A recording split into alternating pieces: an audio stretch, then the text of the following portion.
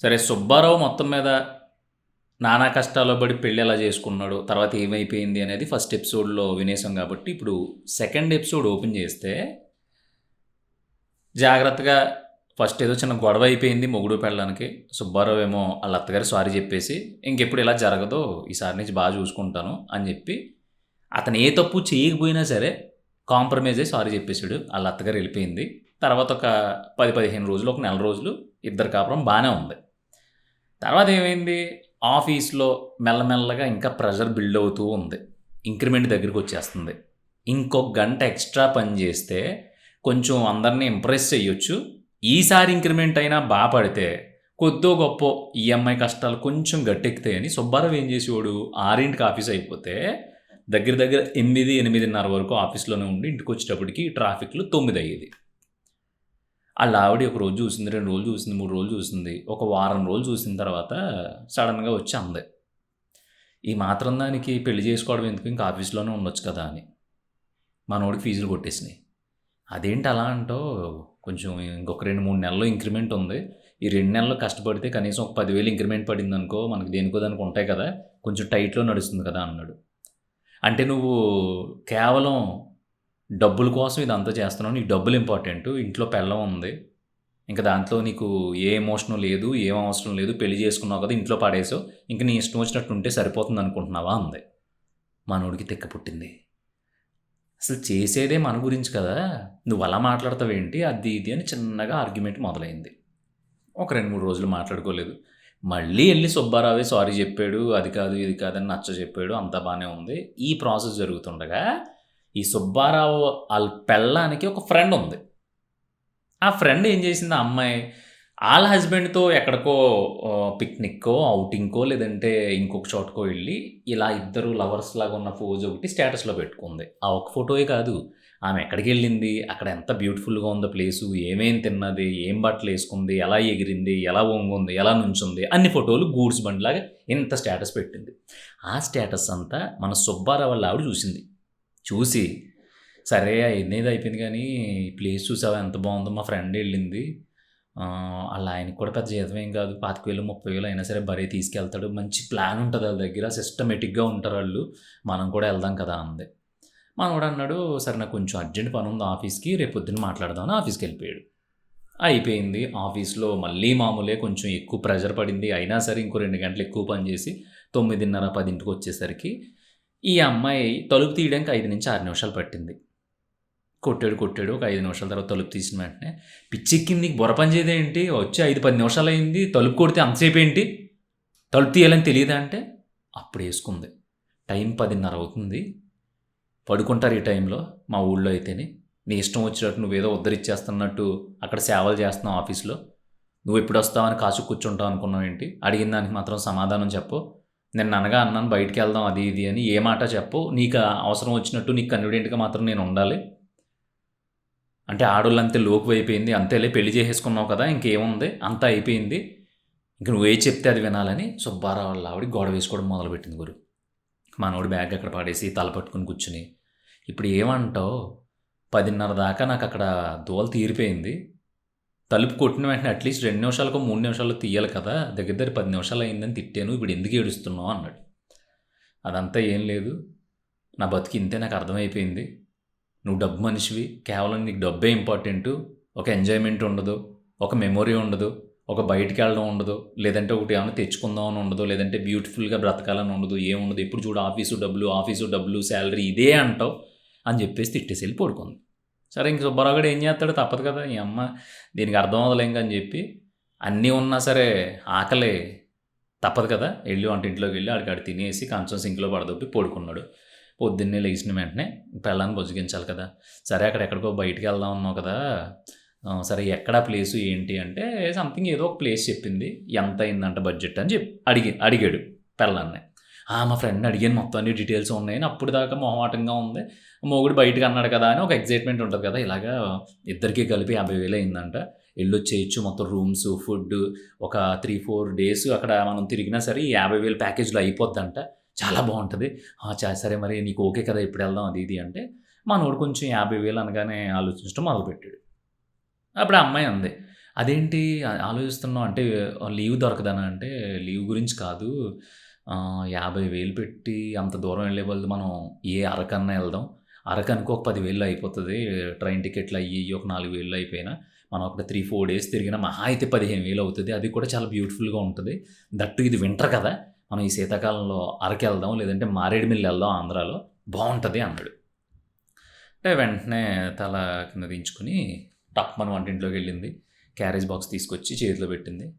ఆఫీస్‌కెళ్ళు అంది.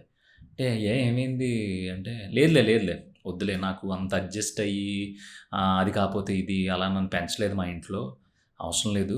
నేను ఇంట్లోనే ఉంటాను. ఇంకెప్పుడు ఏది అడగను అని చెప్పి మళ్ళీ మొదలుపెట్టింది. సుబ్బారావు గూడా ఎంత ఒక 5, 10 నిమిషాలు బ్రతిమలాడాడు. బ్రతిమలాడినా సరే వర్కౌట్ అవ్వలేదు. ఇంకా చూసాడు. సరే అయితే ఏదోకటి చేద్దాంలే నువ్వు అలా పెట్టకు ఫేస్ అని చెప్పి అదే నీరసంతో ఆఫీస్‌కెళ్ళాడు. ఈ ప్రెస్టేషన్ అంతా ఆఫీస్‌లో ఏదో చిన్న గొడవ అయితే ఆ గొడవలో చూపిచ్చాడు. మేనేజర్ పిలిచాడు. పిలిచి ఈ మధ్య నువ్వు వర్క్ మీద కాన్సంట్రేట్ చేయట్లేదు. అన్నీ మూసుకొని వర్క్ చేస్తే ఆఫీస్‌లో ఉంటావు. లేదంటే ఆఫీస్ బయట ఉంటావు. ఒళ్ళు దగ్గర పెట్టుకో. నువ్వు 2 గంటలు ఎక్స్‌ట్రా పని చేసినంత మాత్రాన మాకు అవసరం లేదు. చేసిన గంట అయినా సరే చాలా కాన్సంట్రేట్ చేసి చెయ్యాలి. అది దాంతో పాటు ఎన్విరాన్మెంట్, ఆఫీస్ ఎన్విరాన్మెంట్ చాలా ఇంపార్టెంట్. నువ్వు ఈ మధ్యన తెక్కగా బిహేవ్ చేస్తున్నావు. ఇంటికాడ గొడవలు ఆఫీస్‌లో చూపించకూడదు. బయట ఎన్నన్నా జరగొచ్చు. ఆఫీస్‌లోకొచ్చింది మాత్రం చాలా ప్లెజెంట్‌గా, హ్యాపీగా అందరితోని కలిసిపోయి ఉండాలి అన్నాడు మేనేజరు. సుబ్బారావు గాడు బలవంతపు నవ్వుతో, ఇష్టం లేని కష్టంతో, వచ్చి 2 నెలల్లో ఎంత ఇంక్రిమెంట్ పడతది మనం చేసే పాలేరుతనానికి, ఏమన్నాడు కనికరించి మనకి ఎక్కువ అమౌంట్ ఏస్తాడా లేదా అనే గుబులు, భయం, బెంగతో, మూతి మీద చిరునవ్వుతో ఆఫీస్‌లో కంటిన్యూ చేయడం మొదలుపెట్టాడు. సాయంత్రం ఇంటికొచ్చాడు. ఇంటికొచ్చేసరికి కాళ్ళు చేతులు కడుక్కుని ఆళ్ళ ఆవిడ మంచినీళ్ళు ఇవ్వగానే మంచినీళ్ళ గ్లాస్‌తో పాటు ఫోన్ ఇచ్చింది. ఎవరంటే మా అమ్మ అంది. మాట్లాడాడు. ఏంటంటే, "ఏంటల్లుడు ప్రతిదానికి ఈ పంచాయతీలేంటి? ఎక్కడికో బయటికెళ్దాం అనుకున్నారంట కదా! మళ్ళీ నువ్వు అక్కడ కాదు ఇక్కడైతే 15,000తో అయిపోద్ది. ఇంకో చోటైతే 7,500తో అయిపోతుంది అంటున్నావంటే ఏంటి సంగతి? సంవత్సరానికి ఓసారే కదా ఎళ్ళేది. ఈ మాత్రం దానికి నువ్వు ఇది చేయలేవా, అది చేయలేవా" అని చెప్పేసి మ్యూజిక్ స్టార్ట్ చేసింది. స్టార్ట్ చేసి ఆర్గ్యుమెంట్ అయిపోయి ఇంక సుబ్బారావు గాడు ఆఫీస్‌లో జరిగింది కదా! ఈసారి ఆ ప్రెజరు ఇంట్లో చూపించాడు.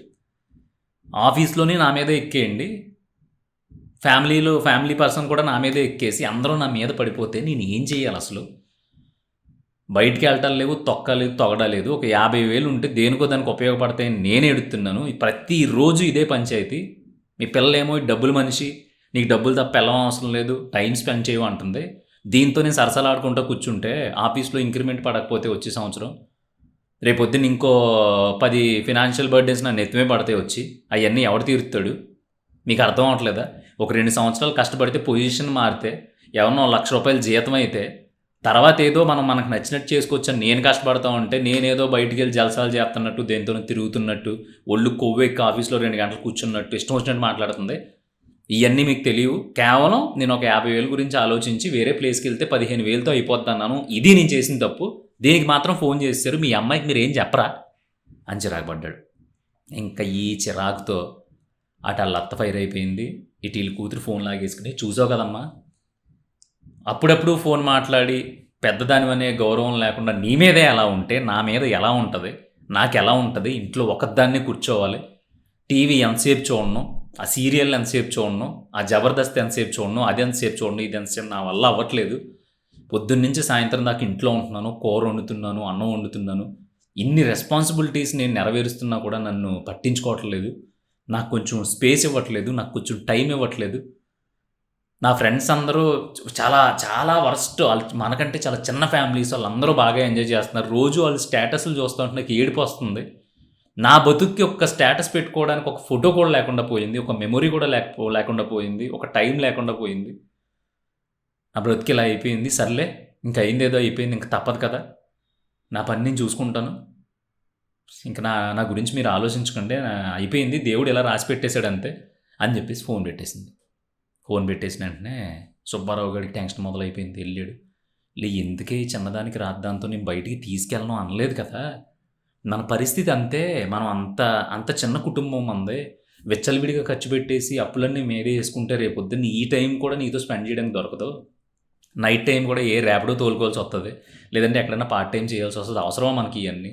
నేనేమో కొంచెం ఇవన్నీ సేవ్ చేసి ఒక సంవత్సరం లేదంటే అట్లీస్ట్ 2 సంవత్సరాల్లో ఏదో ఒక అప్పు తీర్చేసాం అనుకో, నీతో కొంచెం టైం స్పెండ్ చేయడానికో, లేదంటే మనం కొంచెం ఏదైనా పార్ట్ టైం బిజినెస్ లాగా ఏమన్నా ప్లాన్ చేసుకోవడానికి కొంచెం టైం దొరుకుతుందని నేను కష్టపడుతున్నాను. బుద్ధున్న ఎవడైనా సరే 12-13 గంటలు కష్టపడడానికి ఇష్టపడతాడా? ఇష్టపడ్డు కదా. మగెదవల పరిస్థితులు అంతే, తప్పదు.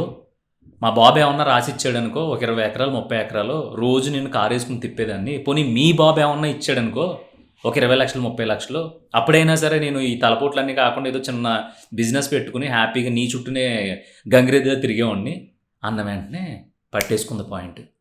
అంటే ఇదంతా నువ్వు చేసేది కట్నం కోసం అనమాట. మా నాన్న నీకు ఏమీ ఇవ్వలేదు కాబట్టి నువ్వు నాకు టైం ఇవ్వవు. అదే మా నాన్న ఏమన్నా ఇస్తే నువ్వు టైం ఇస్తావు, అంతే కదా. నాకు అర్థమైపోయింది. ఇప్పుడు ఇప్పుడు తెలిసింది నువ్వేంటో. మొన్నటిదాకా ఏదో కష్టపడుతున్నావు, పోన్లే చిన్న ఫ్యామిలీ కదా అని ఆలోచిస్తున్నావు అనుకున్నాం. కాదు, నీ మైండ్లో వేరే ఆలోచన ఉంది అని మొదలుపెట్టేసింది. మరి నిజంగా ఇలా ఫ్యామిలీస్ ఒక చిన్న విషయాన్ని లాగి లాగి లాగి లాగి లాగి లాగి ఎక్కడి వరకు తీసుకెళ్తున్నాయి? అన్ని ఫ్యామిలీస్ ఇలాగే ఉన్నాయా, లేదంటే 100కి 70-80% ఎలా ఉన్నాయి అనేది మీరు కామెంట్ చేయండి. ఆ కామెంట్ చేసేదాన్ని బట్టి 3rd ఎపిసోడ్ ప్లాన్ చేస్తా. సో ఫస్ట్ ఎపిసోడ్ చూస్తే సెకండ్ ఎపిసోడ్ చాలా బాగా అర్థమవుతుంది కాబట్టి ఫస్ట్ ఎపిసోడ్ చూసిన తర్వాత ఇది చూడండి. ఇది చూసిన తర్వాత నేను లాస్ట్ అడిగిన క్వశ్చన్కి మీరు ఆన్సర్ పెట్టిన తర్వాత నేను 3rd ఎపిసోడ్ దాన్ని బట్టి చేస్తాను.